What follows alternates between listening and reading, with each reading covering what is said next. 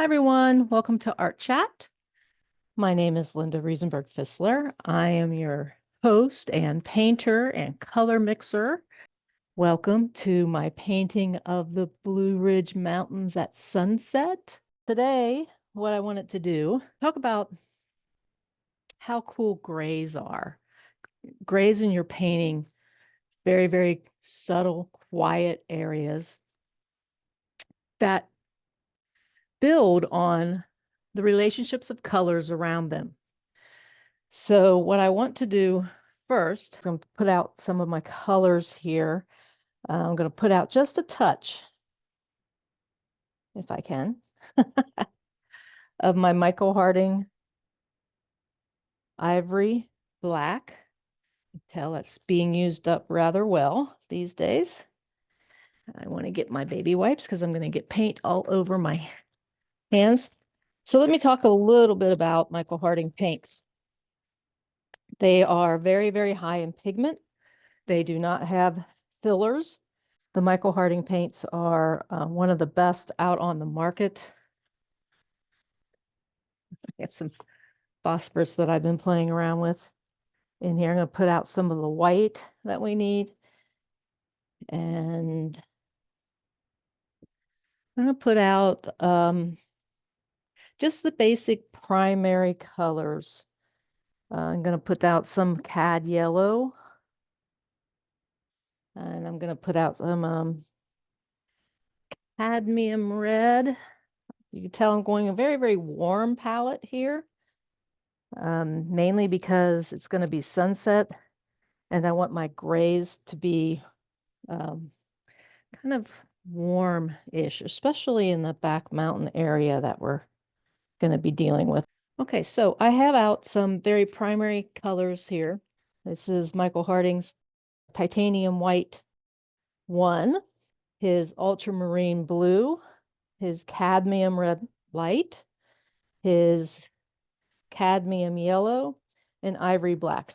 So I wanted to talk about mixing grays in your painting. And you'll see as we go along this whole painting process that, what the grays can do in bringing a lot of atmosphere into your painting and how the gray colors can change based on what is around it. So I'm going to mix up down in this corner just a little pile of gray to begin with, right? So a little bit of the ivory black and the titanium white. And that's a good mid-range color or mid-range value. So that's good. We'll start there. So I'm going to take a little bit of this, put it here so you can kind of see it's in the middle there. Mid-range color. This would be like down in the valley, closer to the valley, unless I have some fog, which, we have this thing called inversion around the mountains. So I'm going to add a little bit of the ultramarine blue. Make that gray. So now I can add a little bit more of that, or I could add some of this yellow. Now I want this more gray than, blue color. So I've added some of the cadmium red and some of the yellow because I want to gray down that blue. And you can tell how much pigment is in that cadmium red because now I have this really brown color, as you can see. So I'm going to go back and add a little more of the blue. Oops. Going to add some more of the white. And I'm going to add a little bit more of the yellow.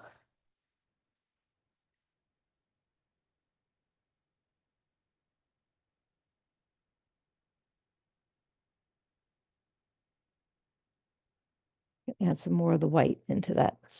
I want it to be lighter.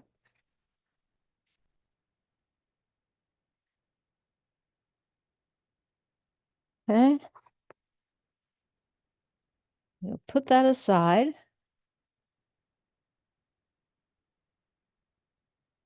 Gonna add some white to this. Gonna get a little braver here. I'm looking for a gray color more on the purple side. There we go. So I just added some of the cadmium red light and a little yellow. And you can see it's pretty gray.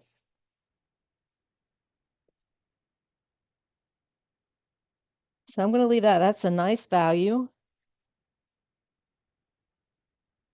of gray.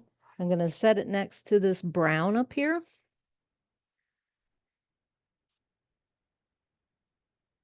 And you can see, let me bring it closer. You can see the two kind of playing off of one another there. Okay.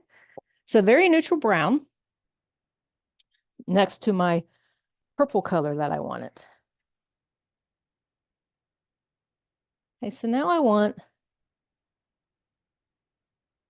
some green. So I'm mixing up a landscape green using the ivory black and some of the cad yellow. I want it to be a little more on the yellow side, so I added more of the cad yellow. So the thing with Michael Harding, like I said, it has a lot of pigment in it. And you get really used to that when you mix with it. So I can make these really pretty grays. There's the green next to it. You know, really pretty browns. I can make some nice pretty purples that are still gray. I'm going to add some of this gray color to it. See how when I just put that in there, look how blue that gray looks next to this green. But if you look at it just by itself, it has a blue tint to it, but I know it's gray, right? Or the gray I wanted anyway. So I'm trying to gray this down just a touch.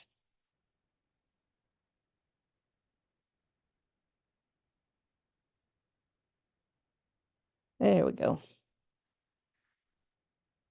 You get very used to Michael's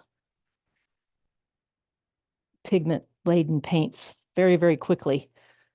You know, when you have more of the pigment that you want in there, the dark green in this case, and that if I just take that in half, I can do a lot with this. You can also take just a little tiniest bit of cadmium red to gray down that as well. So let's look at this one over here. You can see how this is graying down more. I'm going to take a little bit more of the cadmium red. You have to sneak up on Michael's paintings or Michael's colors. And then I'm going to take a little bit of the white because I want this to be a lighter value gray green. There we go. Okay, so that was one of the gray greens I wanted to do. I want to be actually just a touch lighter in value.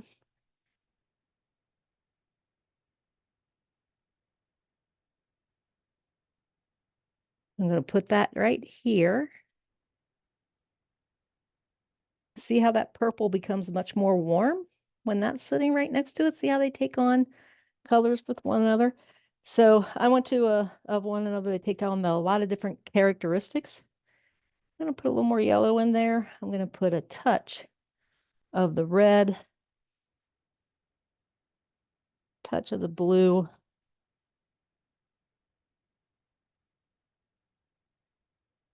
Now, if I take this compared to that, you clearly can't see it with there. So this is warmer yet. Now, the Blue Ridge Mountains are the Blue Ridge Mountains because they have certain fauna and flora that give off this misty, like hazy, well, I guess CO2. I don't know. Not exactly sure. I just know that they throw off this gas thing that turns. There we go. That's my warm one. And it gives that impression of blue, and that's why they call the Blue Ridge Mountains. And it's because of all the fauna and the flora that's here. So look at it compared to this guy. You see that? Nice grayer, like that. If I bring that up and put it here, look what happened to the green that I had here before. Greener, look at the purple, and the brown even looks like, and you can't see this really on the camera, but it's got a purplish look at compared to these two right here. Look how that brown, you saw me take it from that pile and put it there, and now all of a sudden that looks like a dark purple, right? So they start, playing off of each other, these very neutral grays. And you know what? I'm just going to play here. I'm going to throw those two together. I'm going to take a little bit more of that. Put this.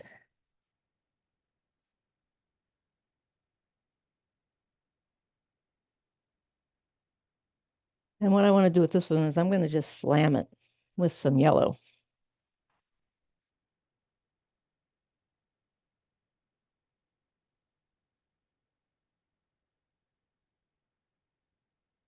So even slamming it, I still have that nice green color to it, right?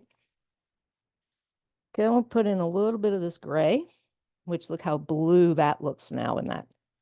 Look at that. Oh, I love mixing colors. I haven't done it for so long because of my knee surgery. So right now I'm just kind of playing. Let's not do that. Let's take the rest of that yellow and slam there. I'm going to look for something that's very warm. I need to get some more yellow out. Actually, you know what I'm going to do? I'm going to throw in some cadmium yellow deep, which has more of an orange tint to it coming out of the container. There we go. I think that's going to get me where I want to go. So with Michael's paint, you learn after a while how to use his colors to get what you want. And it's a wonderful, wonderful learning curve because you really can't make too many, I mean, even this mud that you can make like that is gorgeous. I mean, look how many different times it took on the characteristics of the colors around it. And you could say the same for, any of his colors.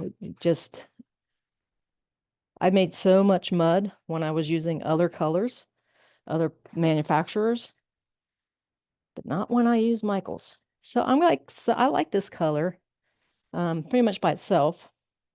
See if I can put it up against something white so that you can see. So it's, very light. With that white, it looked very, very greenish looking.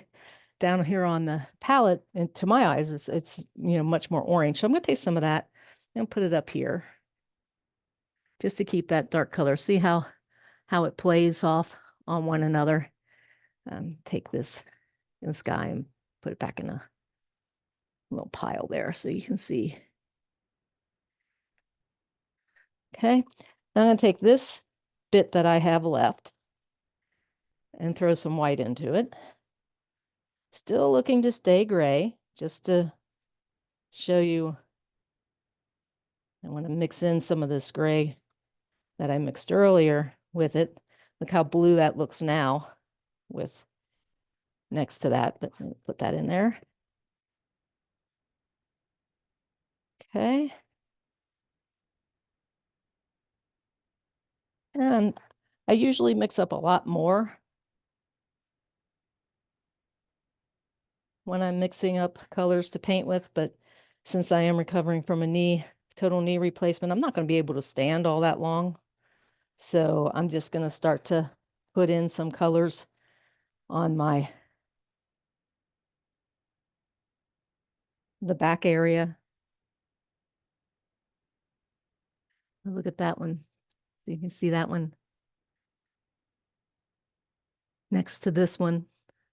Look how much kind of a greenish orange color there, very light in value. And then we have this darker green orange going into remember the first original green that I mixed up? It's a little more blue is this one.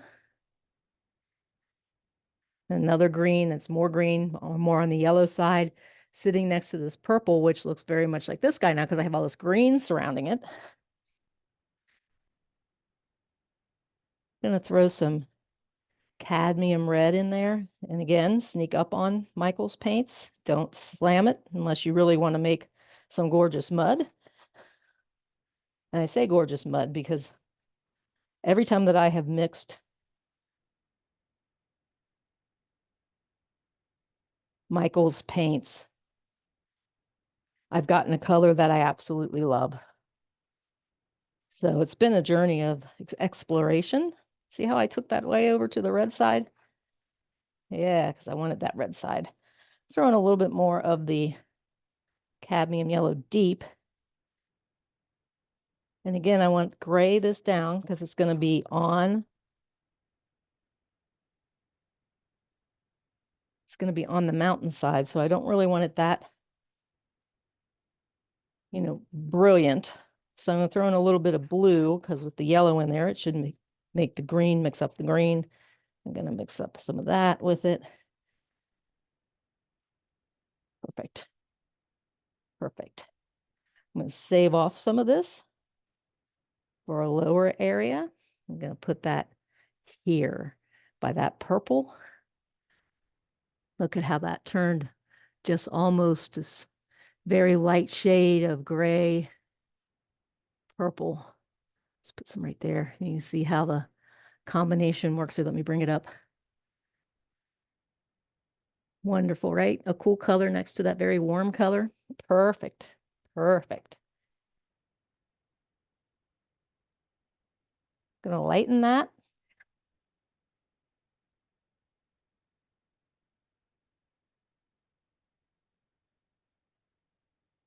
I'm gonna put in some more of this blue gray here. Put in a touch of that. Come back, put in a nice amount of that red. And I want to put in some white. Don't guarantee, I wouldn't recommend if you're using Michaels for the first time to do what I just did, unless you know for sure how that's going to react. And since I've been painting with Michaels for about 10, 15 years, Michael Harding paints, I pretty much know how they're going to react. I'm pretty used to the pigment level. Michael's really, really good at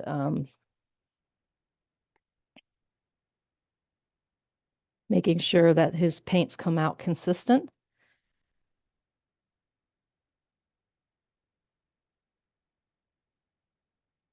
With each batch. So mixing became more fun.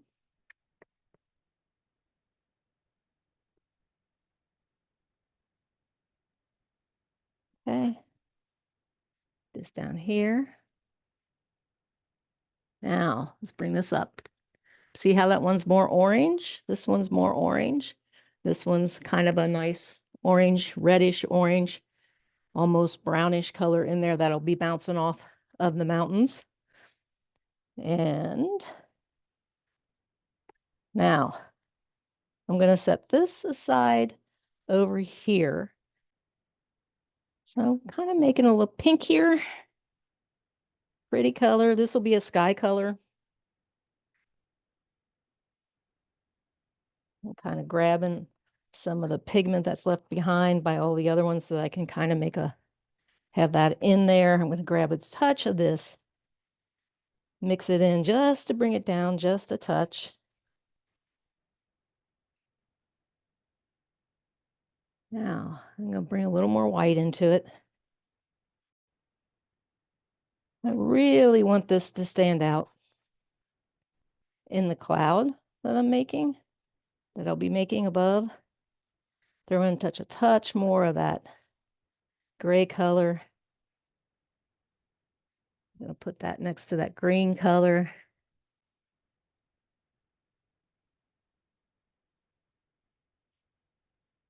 Now, I want an even lighter one. I love this trick. I'm going to pick up all the pigment that was left behind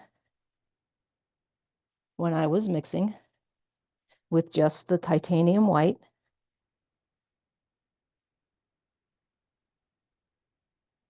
to make a cloud color. And every color that I've mixed up is being picked up with this white. Very light valued color there. To be a warm section of the cloud.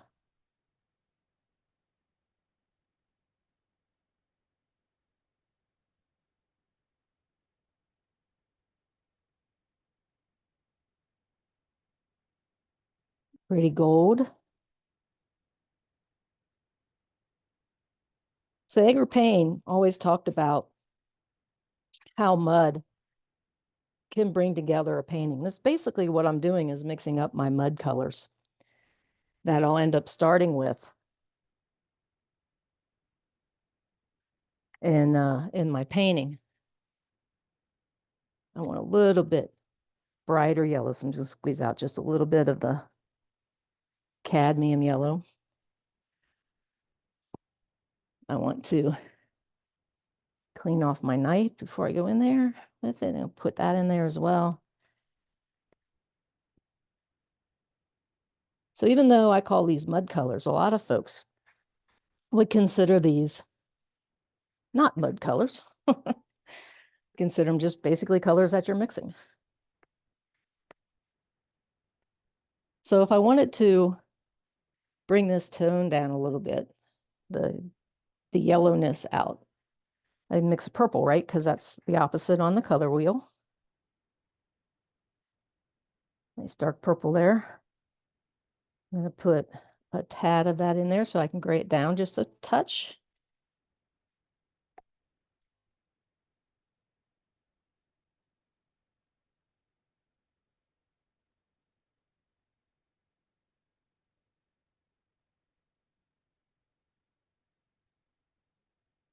I'm going to put this color next to this green because I want you guys to see what happens when I do that to that green.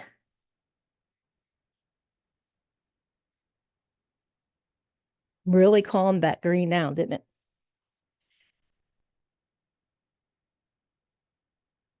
And I just want to brighten this, make it a lighter value. So I'm coming in with my white. I want to get it up to the value I want, which is a little more, a little lighter in value.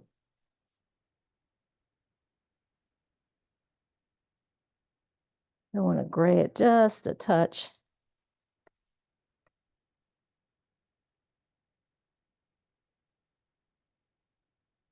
There we go. So muddy yellow, if you will. Put this right down here. Now with this,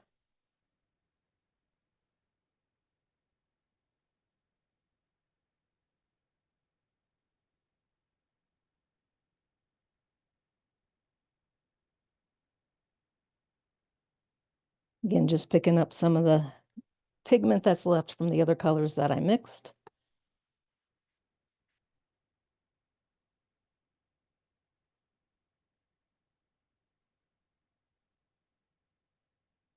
Put that there. So wonderful colors, gray colors that you can mix to bring atmosphere into your paintings. Flipping it around so you can see all of the colors. Gray colors. And I can even go grayer on these.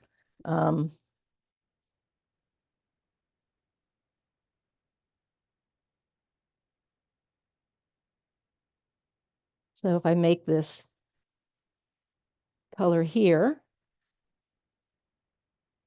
which would work on the mountains,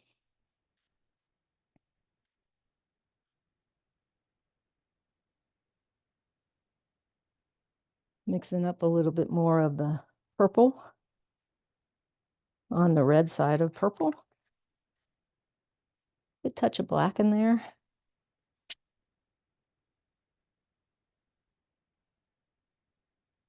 I take that Mix a touch of that in there. Finish off that red or that yellow. Finish off some more of the deep yellow.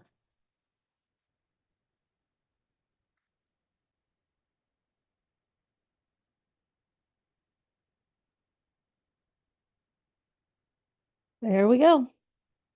Okay, so that's mixing grays. See how pretty you can make their grays, and how that will definitely come out more and more gray as we add it to the painting. Thanks for watching. Thank you for watching The Magic of Painting with Linda Fisler. Next time, Linda will take you through the beginning steps of the Blue Ridge Mountain sunset painting using some of the colors that she mixed today. So make sure that you tune in for the next episode of The Magic of Painting with Linda Fisler. Linda will talk about composition and bringing atmosphere into your paintings. That's on the next episode of The Magic of Painting with Linda Fisler. Don't forget to subscribe to the Art Chat channel for more quick clips, episodes of The Magic of Painting, and don't forget the Art Chat podcast as well. Have a great day, everyone. See you next time.